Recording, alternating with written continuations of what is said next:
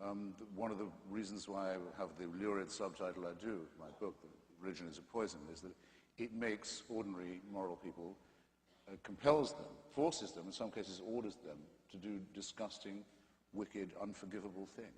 There's no expiation for the generations of misery and suffering that religion has inflicted in this way and continues to inflict, and I still haven't heard enough apology for it. Rabbi, you want to do that? Christopher, I've got to call you down on referring to circumcision as genital mutilation. My son cried more at his first haircut than he did at his bris. And statistically... You weren't doing it right then. Statistically, the only long-term effect that it seems to have on people is it increases their chances of winning a Nobel Prize. I can't find the compulsory mutilation of the genitals of children a subject for humor in that way, or flippancy in that way. Maimonides says very plainly that it's designed to repress sexual pleasure, to deprive us, a male child as far as possible of the opportunity of that. The full excision, not just the snip or the full mandatory covenant is fantastically painful, leads to trauma, leads to the dulling of the sexual relationship, and can be in itself life-threatening at that moment. We have the records, I can show them to you, of hundreds and hundreds and hundreds in the United States, boy babies who've died or had life-threatening infections as a result of this disgusting practice. That a person as humane as yourself can sit here and think of that as a fit subject for humor shows what I mean. Religion makes morally normal people say and do disgusting and wicked things, and you've just proved my point for me. Shame on you for saying what you just said. Shame on you for saying it about your own son, my God. Let's move on. Yes, let's. What next? Cutting the labia of little girls. At least Judaism doesn't do that. This is a question. What if a Muslim was to say to you just now, my little girl cried more at her first haircut than when I cut off her clitoris? What would you think of me if I was to say such a disgusting thing? Well, remember, we are not talking about detail here. We're talking about whether religion makes people behave better or not. let's give the rabbi a chance. I wanted to move on, but let's give the rabbi a chance to respond to what you said, because it got pretty personal here. So, again, my experience in my own son, my own grandson, hundreds of congregants, has been that it's nothing like what you're talking about, and that for whatever reason that this has become an issue for you, I just think is excessive. What do you mean by that? Oh. What do you mean by that? That I'm more personally... There's an undertone of innuendo to this. Let's bring it on. No, there's no innuendo there. What I'm saying is, sure, you know, I've lived through this personally, and... You've inflicted it, is what you're saying. I've been what? You've inflicted it, or officiated at it, is what you're saying, isn't it? Well, officiated, yes. Inflicted, no. Forget Maimonides. Maimonides has his hang-ups about that. I should forget Maimonides. Since when do you say that? Because on issues of sexuality, Maimonides has some very medieval ideas. I ran across the line in your book that Orthodox Jews have sex through a hole in a bed sheet. Do you know Orthodox Jews who told you they have sex that way? No. I say it is said of Orthodox Jews that they may do that.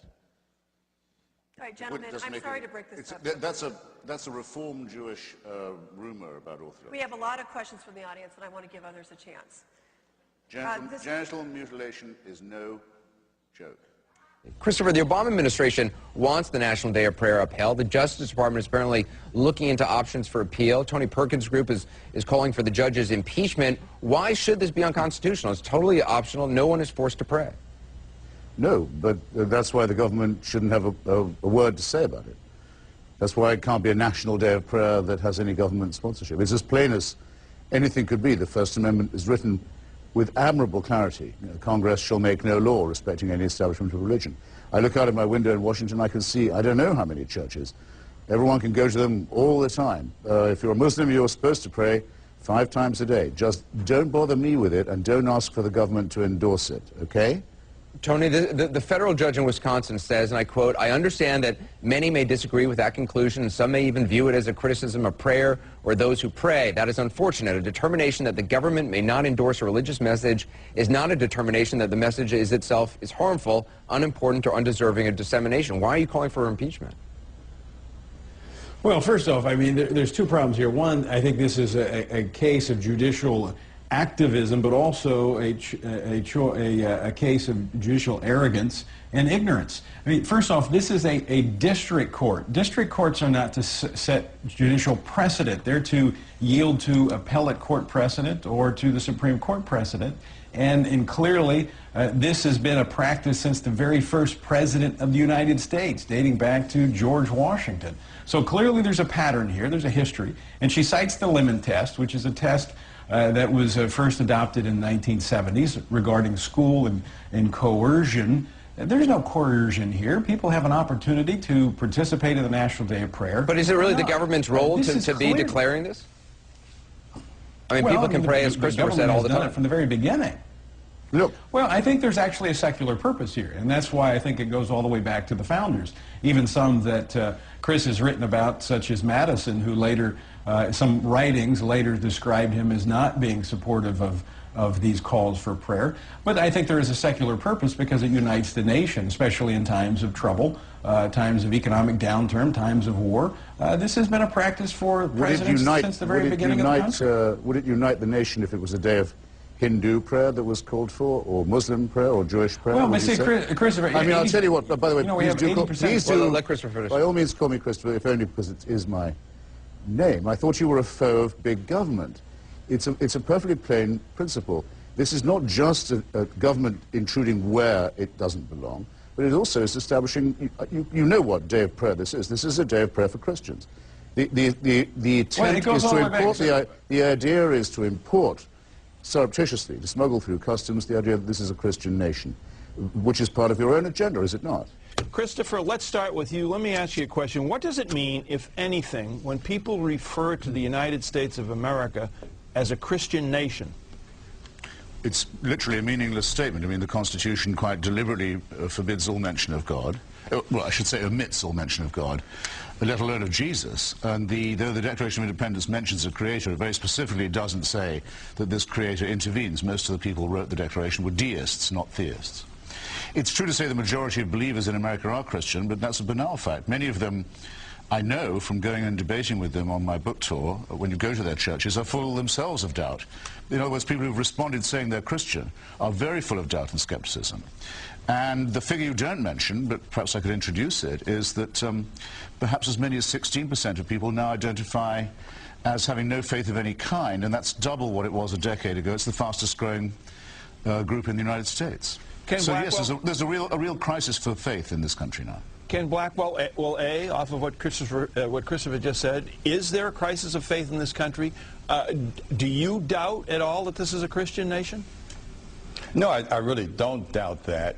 If you look at the precepts that the foundation is built on, it is a nation that does not have a naked public square, but one that is built on a moral foundation. Now, I think it's very clear. Doesn't make it Christian. That it ebbs and flows in our 232-year history. But from George Washington and Abraham Lincoln to our latter-day presidents, there has been a fundamental understanding that it is that moral foundation based on Judeo-Christian precepts.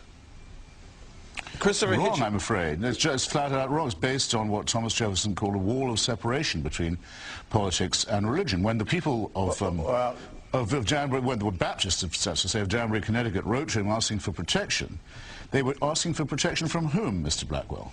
Do you remember? Well, listen. From the Congregationalists of Danbury, Connecticut, who didn't consider them to be real Americans. Christopher, can I have a word in edgewise? By all means. Christopher, let me just say to you that in the Declaration of Independence, you made reference to it. It says, we hold these truths to be self-evident. So we don't have to be the erudite that you are to understand a basic precept that our our country is built on a set of universal truths, that all of us are created equal, that we're endowed by our Creator, that our rights, our human rights, don't come from government. They come from so our you're being very stubborn. This does not say Christian. At any point, it doesn't even imply it. The person who put in the word self-evident on that committee was Benjamin Franklin, who was undoubtedly an atheist. The main drafter of the Declaration, Thomas Jefferson, was by no means a Christian. George Washington wouldn't take communion. It's all true. Let me just ask you, Christopher, do you think that the founders and the Pilgrims were not Christians? The Pilgrims were Christians. We're talking about, if we're talking about historical accuracy, let's be forthright. You know it, and I know it. Yeah, but the Pilgrims are not the founders, my dear sir. Christopher, I'm not going to let you bogart me. Let me just say this: that you're just going to keep talking. I believe that you have a constitutional right to be theologically wrong. And I will defend. I don't require your permission. I don't require your permission. I will defend your That's right the whole to be point. theologically. I will defend your right to be theologically wrong. But actually, I don't have a constitutional right to that. I will not abandon a historical fact, and that is that this country is built on a moral foundation that is framed by Judeo-Christian principles. Mr. Blackwell, the Pilgrims and the founders just are not the same. The Spanish arrivals also were Christian, although they were Catholic. Before there was a United States of America, the United States of America's founding documents are secular. If you don't know that, you don't know anything. Michael, let's be clear that over our 232-year history, the influence of faith in our day-to-day lives have ebbed and flowed.